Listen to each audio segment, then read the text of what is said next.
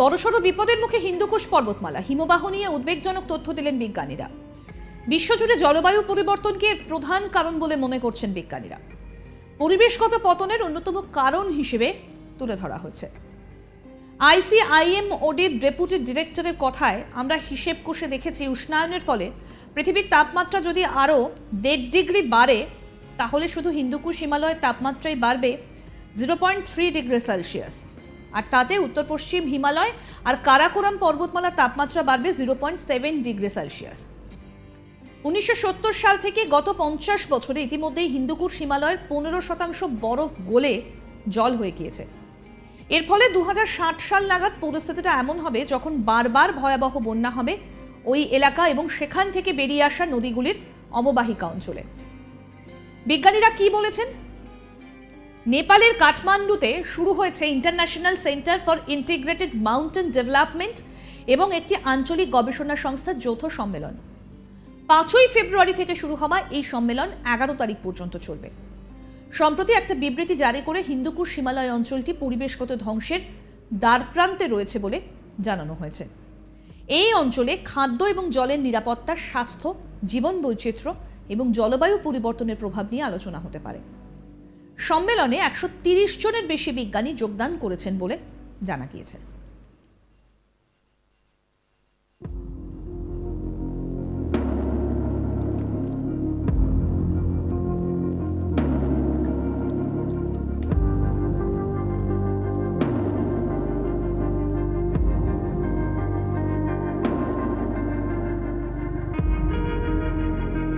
বিজ্ঞানীদের মতে আগের চেয়ে ঠান্ডার পরিমাণ অনেকটাই কমে গিয়েছে হিন্দুকুশ হিমালয়ে। হিসেব কষে দেখেছি প্রতি 1 দশকে একটা ঠান্ডার রাত আর অর্ধেক ঠান্ডার দিন কমছে হিন্দুকুশ হিমালয়ে। অন্যদিকে ওই অঞ্চলে প্রতি 1 দশকে গড়ে গরম রাতের সংখ্যা বেড়েছে 1.7 আর গরম দিন বেড়েছে 1.2। এর আগে উষ্ণায়নে খুব বড় প্রভাব পড়েছে হিন্দুকুশ হিমালয়ে। বিজ্ঞানীরা এর আগেও জানিয়েছিল প্রায় 3500 কিলোমিটারের ওই সুবিশাল পার্বত্য এলাকার মধ্যে মোট 8টি দেশ পড়ে। ভারত, পাকিস্তান, চীন, নেপাল, ভুটান, বাংলাদেশ, আফগানিস্তান এবং মিয়ানমারের বড় একটা অংশ, যেখানে গঙ্গা, সিন্ধু, ব্রহ্মপুত্র, মেকং, আমু দরিয়া, তারিম, ইরাওয়ারি, সালুইন, ইয়েলো ও ইয়াংঝের মতো রয়েছে 10টি প্রধান নদী। এরও আগে আইসিআইএমওডির হালের রিপোর্ট বলছে হিন্দুকুশ হিমালয় হিমবাহ থেকে জন্মানো হ্রদের সংখ্যা এখনো পর্যন্ত 8790টি, আর তার মধ্যে বরফ দ্রুত গলে যাবার ফলে 203টি হ্রদই ভয়াল বন্যা সৃষ্টি করতে পারে। 1970 সাল থেকে উষ্ণায়নের খুব বড় প্রভাব পড়েছে হিন্দুকুশ হিমালয়ে। তার ফলে সর্বোচ্চ শৃঙ্গগুলো সহ গোটা হিন্দুকুশ হিমালয়ের বরফ যেভাবে গলছে, তাতে উষ্ণায়নের তাপমাত্রাকে যদি শতাব্দীর শেষে পৌঁছে 1.5 ডিগ্রি সেলসিয়াস বা 2.7 ডিগ্রি ফারেনহাইটের মধ্যে ধরে রাখা সম্ভব হয়, তাহলেও তা হিমালয়ের বরফ গলার রথের চাকায় রশি পরানো যাবে না, আর 80 বছর পর হিমালয়ের 1/3 বরফের পুরোটাই গলে যাবে। সেই তাপমাত্রার বার বৃদ্ধি যদি হয় 2 ডিগ্রি সেলসিয়াস বা 3.6 ডিগ্রি ফারেনহাইট, তাহলে গলে যাবে হিমালয়ের অর্ধেক বরফ।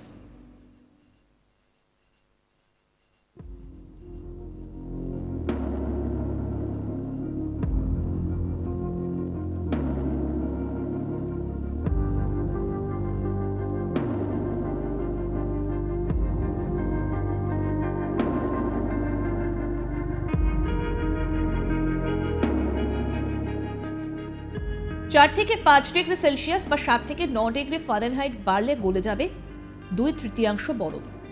হিমালয়ের বরফ দ্রুত গলে যাবার ফলে আর 40 বছরের মধ্যে বারবার ভয়াল বন্যা হবে ঠিকই, তবে সেই বন্যাও কমে যাবে জলের যোগান কমে যাওয়ায় এই শতাব্দীর শেষে পৌঁছে। 2080 সালের পর হিন্দুকুশ হিমালয়ের প্রধান নদীগুলির বেশিরভাগই যাবে শুকিয়ে।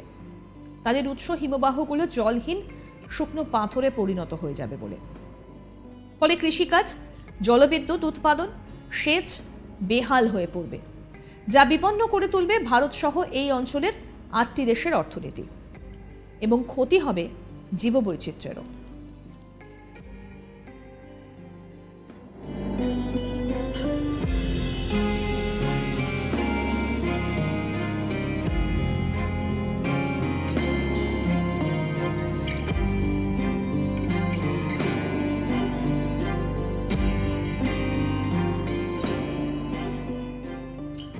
বড়সড় বিপদের মুখে হিন্দুকুশ পর্বতমালা।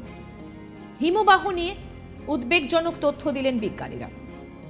বিশ্বজুড়ে জলবায়ু পরিবর্তনকে এর প্রধান কারণ বলে মনে করছেন বিজ্ঞানীরা। পরিবেশগত পতনের অন্যতম কারণ হিসেবে তুলে ধরা হয়েছে। আইসিআইএমওডির ডেপুটি ডিরেক্টরের কথায়, আমরা হিসেব কষে দেখেছি উষ্ণায়নের ফলে পৃথিবীর তাপমাত্রা যদি আরও 1.5 ডিগ্রি সেলসিয়াস বাড়ে, তাহলে শুধুই হিন্দুকুশ হিমালয়ের তাপমাত্রা বাড়বে 0.3 ডিগ্রি সেলসিয়াস। আর তাতে উত্তর পশ্চিম হিমালয় আর কারাকোরাম পর্বতমালার তাপমাত্রা বাড়বে 0.7 ডিগ্রি সেলসিয়াস। 1970 সাল থেকে গত 50 বছরে ইতিমধ্যে হিন্দুকুশ হিমালয়ের 15% বরফ গলে জল হয়ে গিয়েছে।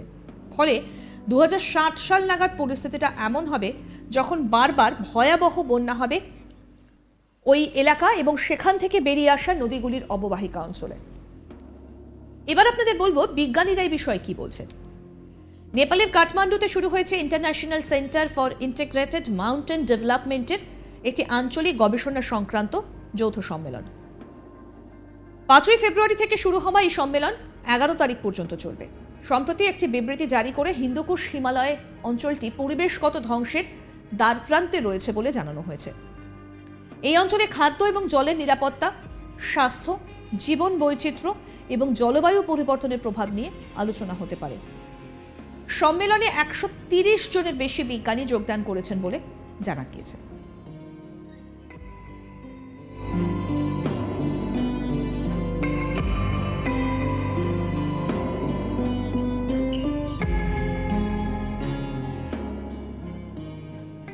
বিজ্ঞানীদের মতে আগের চেয়ে ঠান্ডার পরিমাণ অনেকটাই কমে গিয়েছে হিন্দুকুশ হিমালয়ে। হিসেব কষে দেখা যাচ্ছে প্রতি 1 দশকে একটা ঠান্ডার রাত আর অর্ধেকটা ঠান্ডার দিন কমছে হিন্দুকুশ হিমালয়ে। অন্যদিকে ওই অঞ্চলে প্রতি 1 দশকে গড়ে গরম রাতের সংখ্যা বেড়েছে 1.7 আর গরম দিন বেড়েছে 1.2।